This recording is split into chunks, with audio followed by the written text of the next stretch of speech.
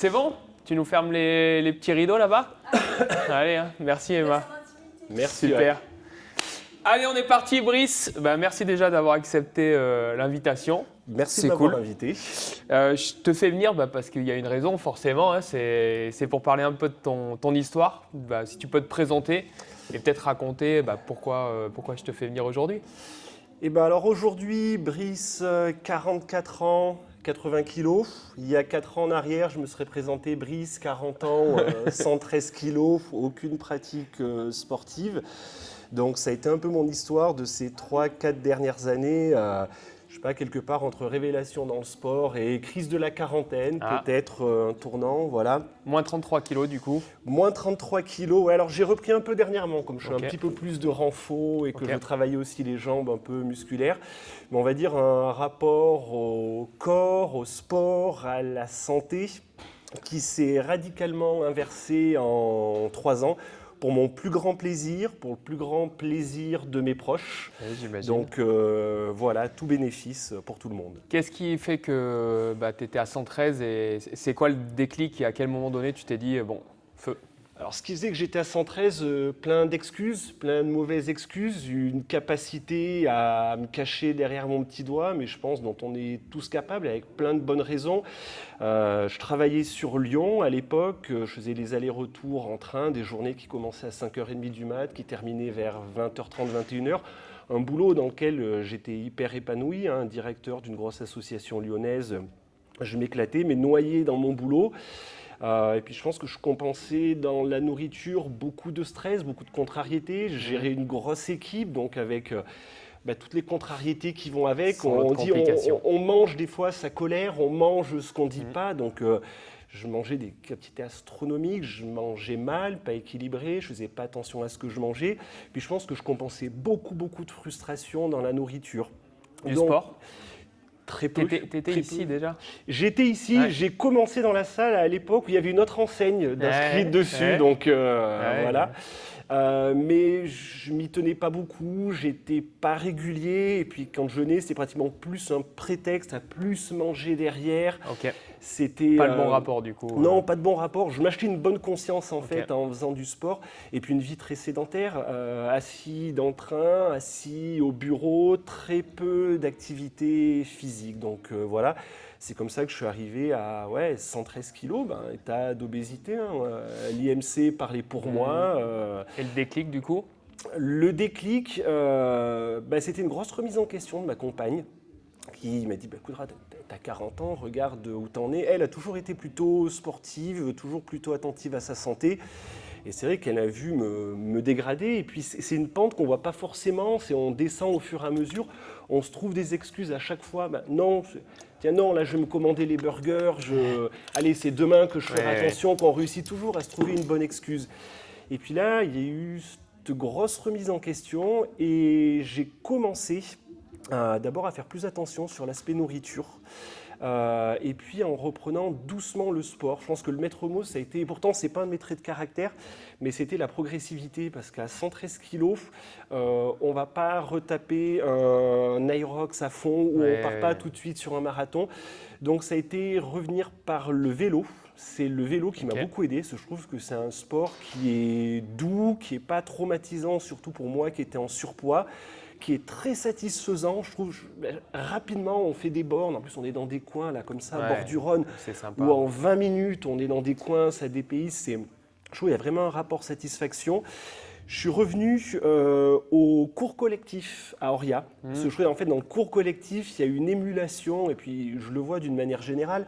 Quand je suis seul, la montre parle pour moi. Alors, ça reste que des indications, hein, c'est des abacs, des calculs. Mais venir faire un cross avec Tiff derrière qui pousse et venir faire les mêmes exercices tout seul, c'est pas pareil. Ça n'a rien à voir. Il y a le collectif qui joue. Dans ces collectifs aussi, ce que j'ai aimé, c'est la diversité. Si tu tombes, tu as des gars ou des nanas qui sont hyper affûtés, des arbalètes qui vont soulever lourd. Et puis, tu en avais des comme moi qui étaient... bien portant. Ouais, bien portant. Et puis ce côté hyper bienveillant, quoi, ce côté où tu pousses. Moi, je rappelle des fois où tu fais du farmer carry, tu es au bout de ta vie et tu as le mec hyper affûté, tanké, qui est là, qui te pousse, qui t'encourage. C'est hyper stimulant, ce côté bienveillant, en disant « Ouah, j'y vais ». Et puis de fil en aiguille, je me suis remis à la course à pied derrière. Et puis ça a été vraiment progressivité, progressivité. Et puis un copain aussi qui se mettait à la course à pied à ce moment-là. J'ai commencé à reprendre des petits 10 km par-ci, par-là. Et puis c'est l'époque où tu as un bénéfice qui est hyper rapide en fait. Parce que comme mon corps consommait trop, 113 kg pour 1m84, c'est pas un poids normal. Pas bouger, c'était pas normal. J'ai aussi un élément qui a beaucoup compté, j'ai pas mal changé dans mon rythme de vie. En termes de sédentarité, par exemple, auparavant, pour aller de la gare jusqu'à mon lieu de travail, j'avais une trottinette électrique, j'ai commencé à le faire à pied. Ok, C'était pas magnifique. grand-chose, mais 1,5 Eh oui. km le matin, 1,5 Ouais, km ça le compte. soir. Tu marches. Ça Dès compte. que je pouvais marcher, je marchais. Ok. Si c'était un peu Super. plus loin, je prenais le vélo plutôt que la voiture. Donc ça a vraiment été ce changement, une prise de conscience, je pense, au tournant de la quarantaine. Et puis se dire, en fait, c'est facile de se laisser aller. Ah bah ouais, bah, y en a plein qui se laissent aller Ouais, ouais, mais et qui n'ont pas ce déclic ou qui l'ont à un moment donné, mais autant l'avoir le plus tôt possible. ouais, et là, moi, ça a été mes proches qui m'ont aidé. Puis aussi l'idée de dire, quel père j'ai envie d'être. J'ai 2 enfants. Tu avais déjà les enfants à J'avais l'époque? déjà les enfants, ouais. Ok. Et puis tu vois, quand tu te baisses et que tu dois prendre ta respiration pour faire tes lacets, tu te dis, j'en suis où hein. Je ne porterai pas de jugement sur les personnes, mais moi, ça a été en fait, j'en suis où Ça a quoi. été un J'ai déclic, 40 quoi. ans, je dois, tu vois, sur la plage, t'es pas à l'aise. Je ne cherche pas à être en Apollon, tu vois, j'ai 44 ans, une femme, 2 enfants, mais c'est juste un moment aussi te plaire à C'est toi-même. toi, ouais, toi. Et puis ça, quand tu commences à remettre des habits que tu aimes bien, quoi, c'est bête à dire, hein, je ne suis pas à fond sur l'esthétique, mais quand tu as plaisir à te réhabiller, c'est... Alors là, aujourd'hui, regarde, moi, ce look incroyable aujourd'hui. Non, mais juste pour ça, ça mérite Ah, d'avoir perdu 33 kilos. c'est le look du mercredi avec les enfants à la Ah, maison, c'est ça. le look. Non, mais c'est bien. Enfin, franchement, c'est inspirant. Du coup, je trouve c'est incroyable. Là, tu as parlé d'un changement mental du déclic, du coup, qui s'est passé avec ta compagne. Il y a eu d'abord le fait de marcher. Tu as parlé des habitudes un peu de vie, de l'alimentation. Ouais. Et concrètement, qu'est-ce que tu as fait? Parce que là, on ne parle même pas du pack transfo. Tu n'as pas du tout été dans un pack transfo. Tu as juste fait du sport ici, Ouais. à des rangs, on va dire, classiques. Ouais. Mais du coup, il y a eu les à côté et c'est ça qui est important aussi. Qu'est-ce que tu as fait au quotidien Alors, finalement? L'alimentation, je suis un gourmand. De base, je suis un gourmand, j'aime manger, j'aime bien manger. Mais en fait, j'ai régulé, on va dire, avec le principe du cheat meal. C'est tout bête. Je me suis autorisé 2 craquages par semaine. Ok. En fait, 2 craquages où si j'ai envie de me lâcher sur les sushis, sur les burgers, sur les pizzas. Et le reste, faire plus attention. Je suis végétarien depuis un moment. Donc, j'ai creusé aussi sur cet aspect de la cuisine et repasser du temps en cuisine. C'est aller aussi avec le changement de vie, le fait de passer plus de temps à cuisiner, faire quelque chose de manuel dans la cuisine, d'explorer des recettes. Ça a été, revoir, puis commencer à se pencher. Alors, je ne serais pas diététicien, mais faire plus attention à ce que je mange. En fait, c'est quoi mon rapport, quelle part de protéines j'ai dans mes repas, sans non plus faire de la science. Hein. J'aime bien encore me lâcher une bonne pizza 4 fromages. On aime tous les pizzas 4 fromages. Voilà. Et après, surtout, j'ai appris, alors ça va faire, je ne voudrais pas faire psychopathe, mais le poids et la valeur des calories, en fait. Quand tu commences à faire du sport, que nos gadgets de montre nous disent c'est des approximations, bah tiens, là, tu as couru 1 heure, tu as brûlé 650 calories, et puis que tu prends une barre de chocolat et que tu vois qu'elle fait 400 kilocalories, tu te dis, waouh, là j'ai 400 kilocalories, et là en fait à côté je vais me faire, je sais pas, une bonne assiette avec un saumon, un truc comme ça, et je vais avoir aussi 400 calories, mais l'assiette est plus appétissante. Ouais. Donc j'ai pas eu le sentiment de me priver de mes petits plaisirs, de ma petite barre chocolatée, mais c'est juste, tu sais quel coût elle a en termes de calories, et tu te dis, à choisir entre la bonne assiette où je vais me faire plaisir avec puis tu peux te faire plaisir avec des aliments sains. Tu peux manger à ta faim. Et voilà, et j'ai appris le poids et le prix de la calorie, sans en faire non plus une fixation. Pas devenir toqué avec ça, mais juste avoir les bons réflexes où tu as 2 choix. Tu sais que tu vas pouvoir prendre ça et peut-être au lieu de prendre ça de ta barre chocolatée, tu peux prendre juste un petit bout. T'apprends à réguler et c'est venu avec. Et puis après, ça vient aussi avec la pratique sportive qui monte, où tu changes ton rapport à l'alimentation, tu changes aussi ton rapport à la récupération. Avant, j'étais un mauvais dormeur, je me couchais tard, je me levais tôt. Mine de rien, la récup et le sommeil, d'une manière générale, aussi, aujourd'hui, des fois, je dois me coucher avant les enfants, ou c'est les enfants qui me couchent. Donc, il y a tout ça qui est avec, mais ça s'est fait. j'ai pratiquement pas senti venir. Ouais, Ça, c'est venu, je me suis pas forcé. Ça n'a jamais été forcé. Ça a été, je suis rentré dans le bain petit à petit. Et puis je te dis, il y a cette période où tu as les gains vraiment. Tu te vois, tu Ouais, passes sur la ça balance évolue toutes les tellement semaines. Tu vois, ça diminue, c'est hyper satisfaisant. Et puis le jour où tu passes sous la barre des 100 kilos, symboliquement, quand tu vois 99 kilos affichés. C'est la première grosse victoire, ça. Ah ouais, tu te dis, je tiens un truc. Moi, symboliquement, je voulais revenir aux alentours de 84 kilos que je trouvais être mon poids de forme. Quand tu y arrives aussi, c'est génial. Il y a cette satisfaction, ce travail qui est fait. Puis après, tu te poses aussi la question à un moment, ça m'a pris peut-être 1 an et demi, 2 ans pour... Alors, j'ai perdu rapidement une bonne vingtaine de kilos, que j'ai peut-être perdu en 4 mois. Ah ouais. Donc, peut-être même un peu trop rapide, le reste un peu plus doucement. Et puis après, tu te dis aussi comment je stabilise à un moment. Parce que tu dis peut-être mes démons, ils sont toujours là au fond de moi, je reste quand même un gros gourmand. Et puis tu as cette deuxième phase, quoi. Ouais, ça, on peut y revenir dessus. Alors, je pense je vais intervenir sur 2 trucs. La perte de poids, bon, il y a l'alimentation, le sport. Il y a beaucoup de personnes qui oublient le facteur stress et sommeil. Voilà. Et ça, en fait, tant que tu n'as pas réglé ça, que tu restes un gros stressé et un tout petit dormeur, il y a quand même beaucoup plus de chances que tu aies du mal à perdre du poids ou alors à le maintenir, en tout cas dans la durée, si tu as perdu du poids.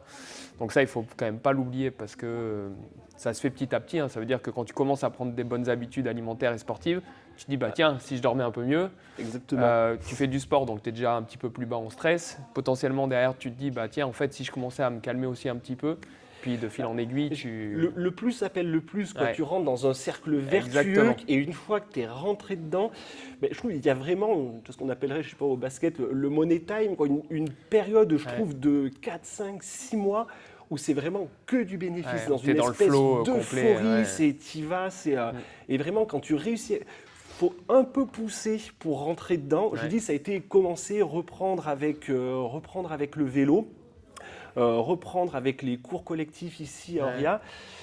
Et t'y vas, ça t'emmène, et puis tu finis par rentrer dedans, et puis ça devient quasiment naturel, quoi. Une bonne habitude en appelle une autre, donc il ne faut peut-être pas vouloir tout changer d'un coup. Non, mais voilà, étape par étape, tu sais qu'un bon comportement va t'en amener un autre, puis un autre, puis un autre. On parlera de la stabilisation après. Tu m'as dit un truc intéressant, tu as parlé des démons. Je pense qu'on a tous en nous des petits démons qui des fois nous contrôlent et nous font prendre de mauvaises décisions. Bon là, toi pour le coup, par rapport au sport et à la nutrition, tu avais des mauvais démons avant. Ça veut dire que j'imagine tu pouvais t'enfiler des quantités astronomiques, mauvais repas, craquage rapide alors que tu t'es dit que tu n'allais pas craquer. Aujourd'hui, qu'est-ce qu'il en est concrètement ? Après, tu vois, je trouve t'en découvres d'autres.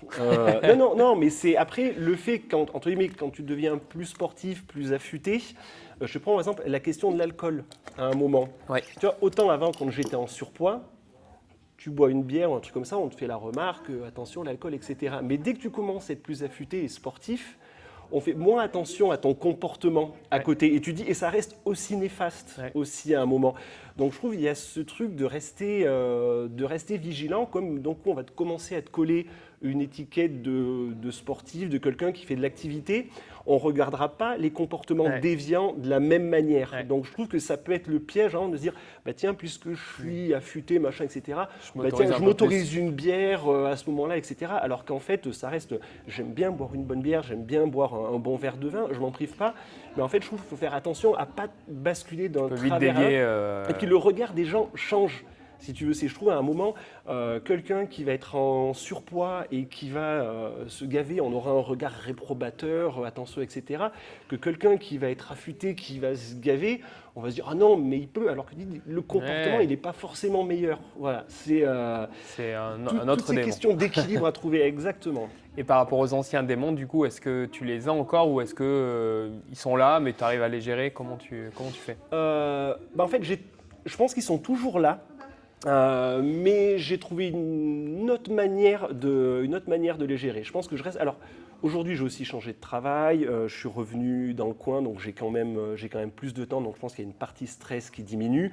J'ai gagné 3 heures de temps par jour avec les déplacements, donc ça joue en termes de pratique du sport.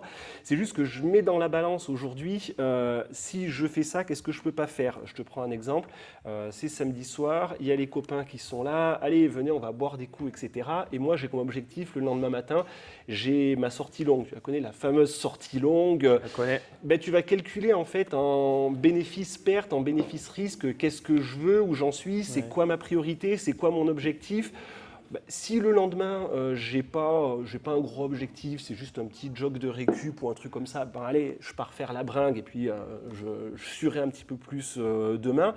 Ou alors ça va être, bah non, en fait, j'ai mon objectif, je me suis fixé mon objectif, demain j'ai ma sortie longue. Donc les gars, je vous laisse. Et je trouve que on dit souvent que la société va mal, mais quand même, je trouve que sur certains aspects, elle évolue dans le bon sens.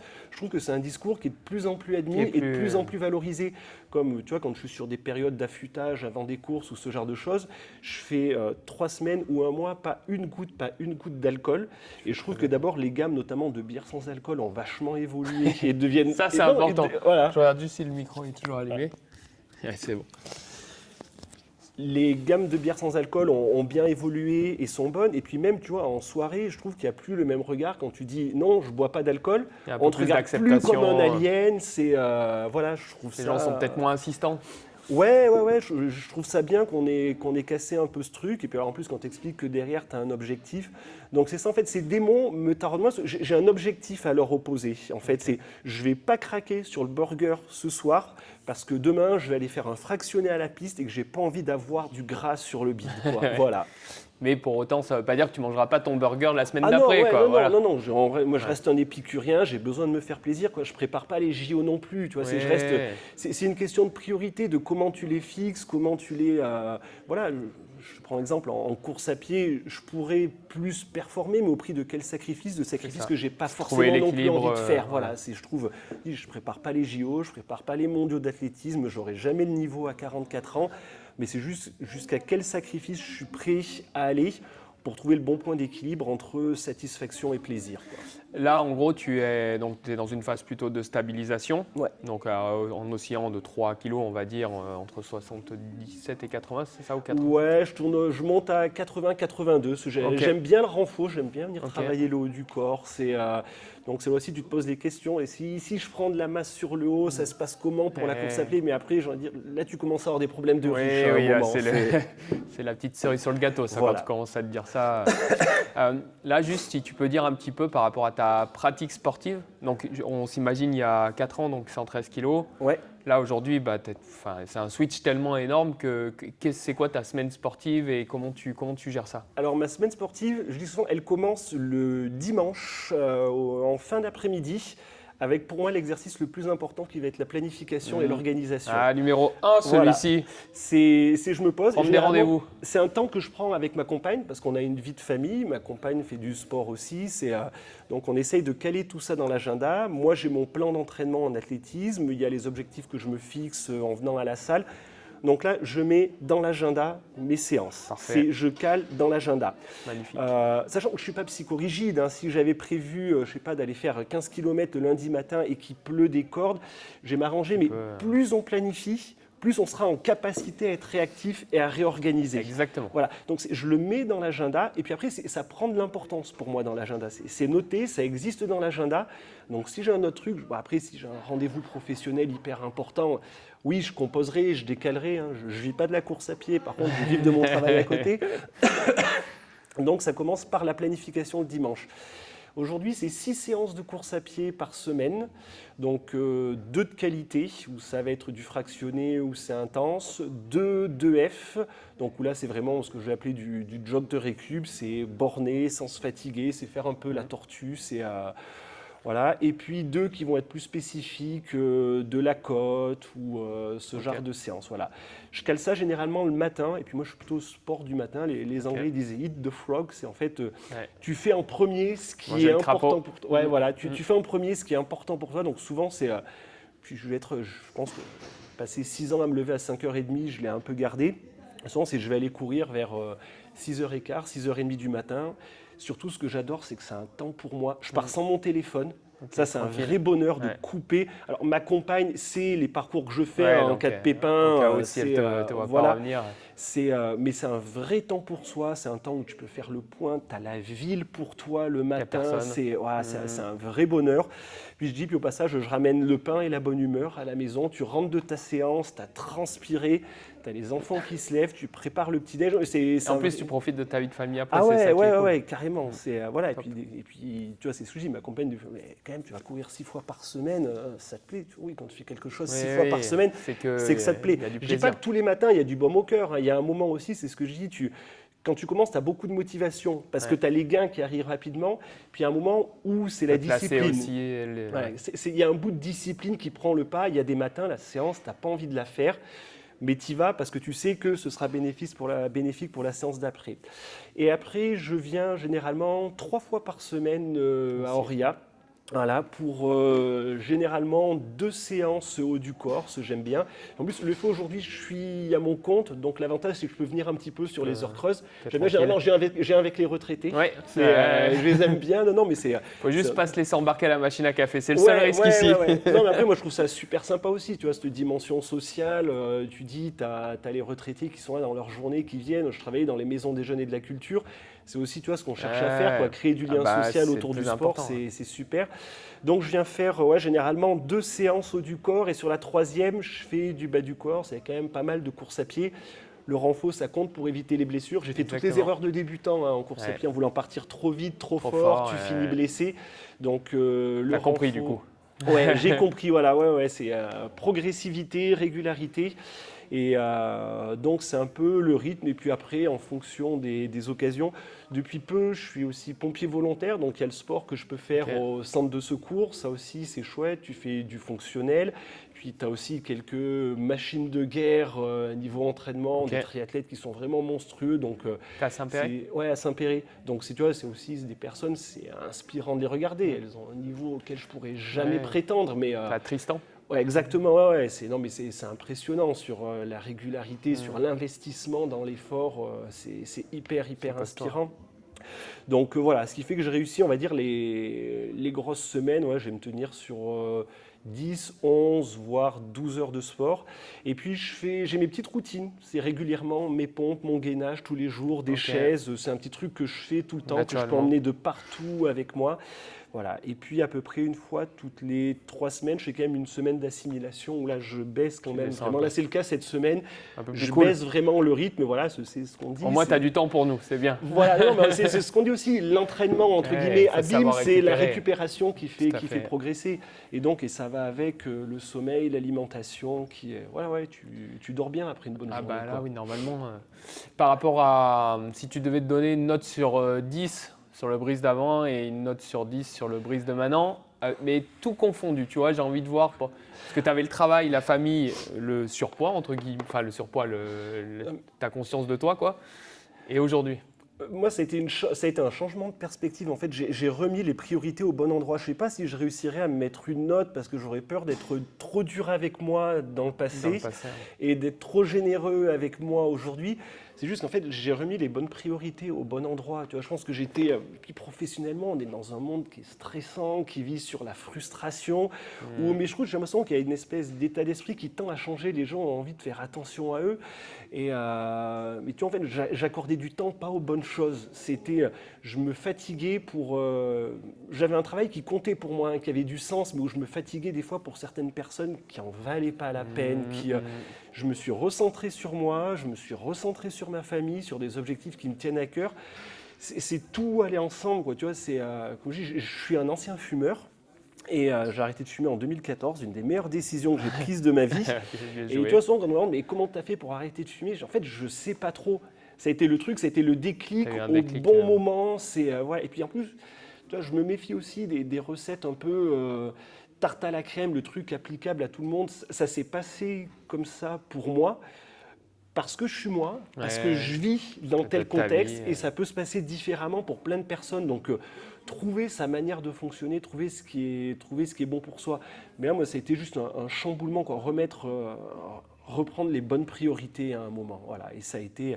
Puis c'est venu, et puis après, il y a ce vrai plaisir dans le sport. Et aujourd'hui, le plaisir dans le sport, c'est de sentir que tu es bien dans ton corps, tu sens que ton corps, c'est une machine qui est efficace, qui répond quand tu en as besoin.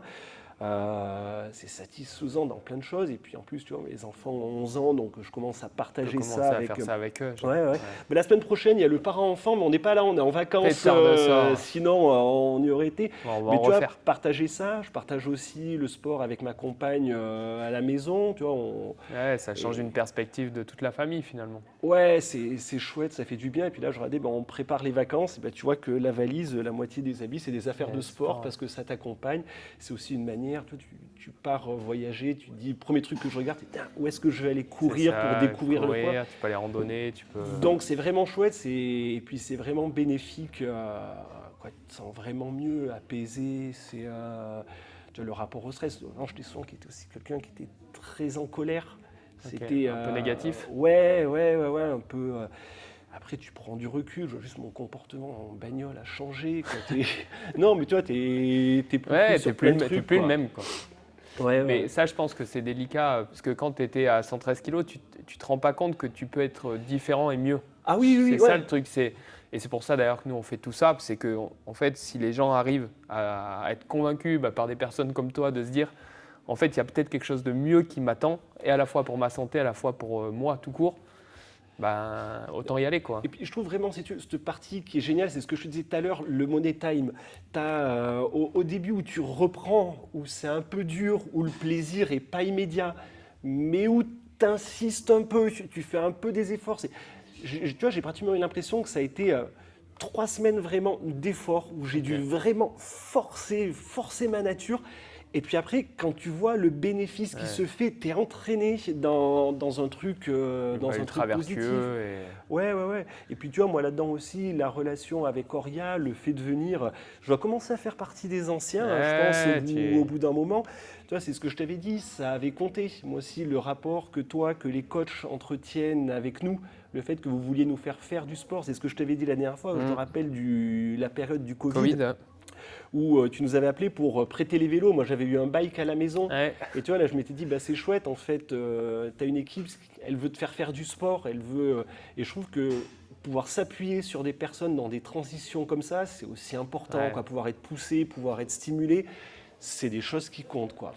Aujourd'hui, alors je pense que ça a été un petit déclic aussi pour nous, le Covid, de se dire, en fait, qu'est-ce qu'on veut ? En fait, on veut aider les gens à faire du sport, qu'ils soient là ou chez eux, peu importe. Donc c'est vrai qu'on avait prêté toute la salle. Ouais. C'était un peu risqué à l'époque, parce que on te ramène rien, t'as tout perdu. Mais j'avais le bike dans mon salon. Hein, après, voilà, on agit en confiance, et puis on a quand même des relations avec les membres qui sont cool. Et depuis, en fait, notre com, elle est que là-dessus. C'est en fait, il faut faire du sport pour ta santé.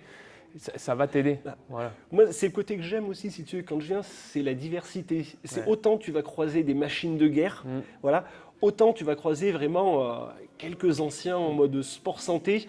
Et c'est ce côté que j'aime bien, quoi, ce côté convivial. Et puis, si tu veux, où t'es pas... moi, des fois, je peux venir, je suis en mode ours, les oreillettes dessus, je veux vraiment faire ma séance dans un coin, j'ai pas envie de sociabiliser et on me laisse tranquille dans mon coin. Ou comme il y a des fois, avec 2-3 anciens, tu rigoles, les petits conseils, etc. Non, et je trouve qu'il y a ce côté qui est chouette aussi. Et moi, tu vois, notamment le collectif. Aujourd'hui, je fais moins sur le collectif pour des questions d'emploi du temps. Mais les collectifs, moi, je trouvais c'était chouette. Je trouvais les bikings, quand tu reprends, je trouve que c'est pas traumatisant. Alors, ça te fait monter dans le rouge. Hein. Quand je voulais travailler un peu la VO2 max, je venais en faire. Mais ça te fait monter dans le rouge. Mais tu peux le faire de manière moins bourrine. Sur le stress, moi, à l'époque, tu avais le boxing où j'aimais bien aller.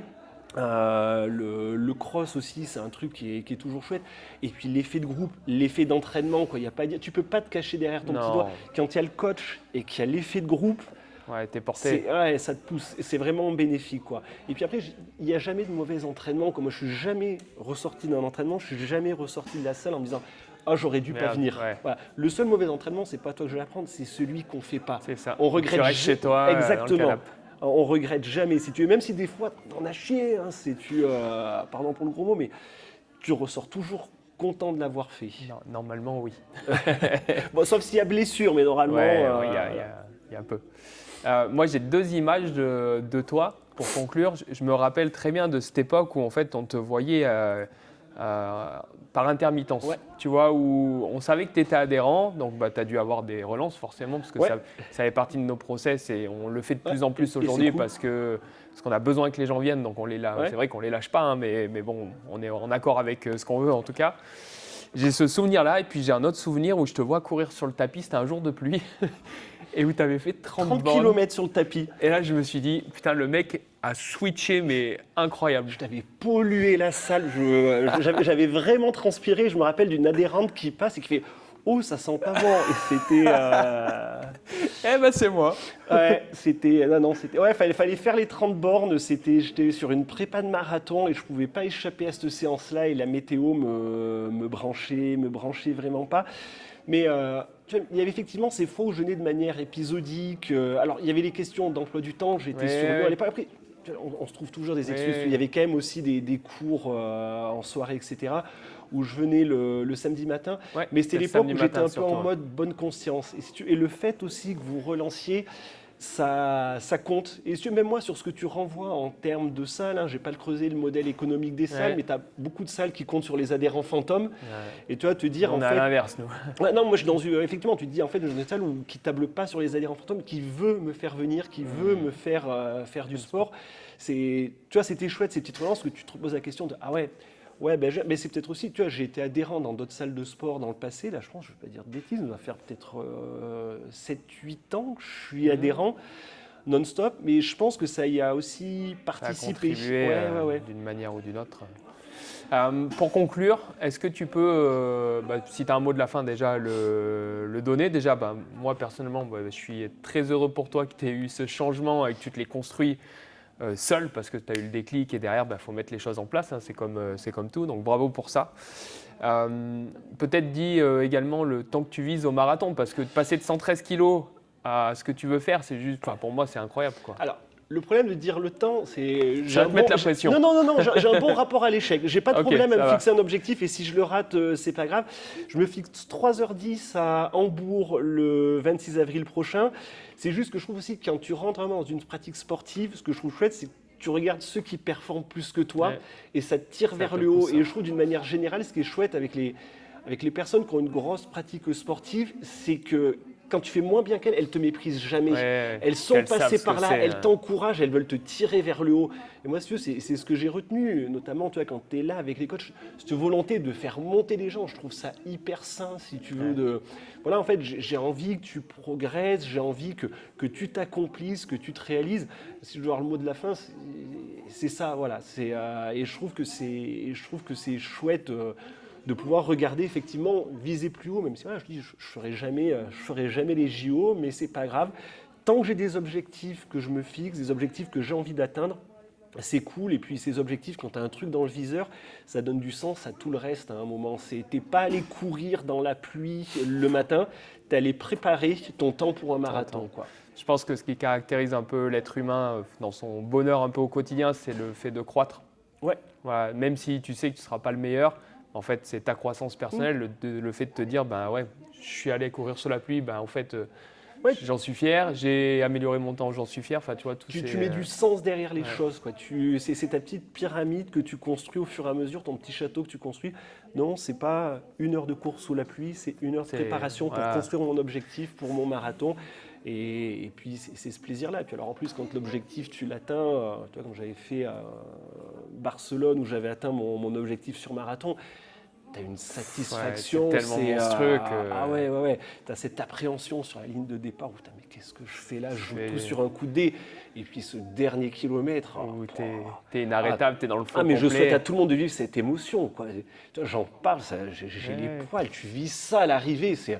Mais je vous souhaite d'avoir des sensations aussi vigueur, fortes. Ça, c'est bon. Ouais, c'est extraordinaire, quoi. Mais laisse-les un peu marner, il faut qu'ils aillent le faire, c'est important. Pas forcément un marathon, ça peut être n'importe quoi. Mais quand tu es sur le point de toucher du doigt l'objectif que tu t'es fixé, pour lequel tu as bossé, pour lequel tu en as bavé, c'est extraordinaire. Ah ouais, c'est un vrai bonheur. Ce sera le mot de la fin. Merci Brice, François. au top et encore bravo pour ce changement juste extraordinaire. Merci et merci à Auria pour son accompagnement aussi. On essaye. Merci. Allez, impec. Parfait. Nickel. C'était top. Bon, super. Au top.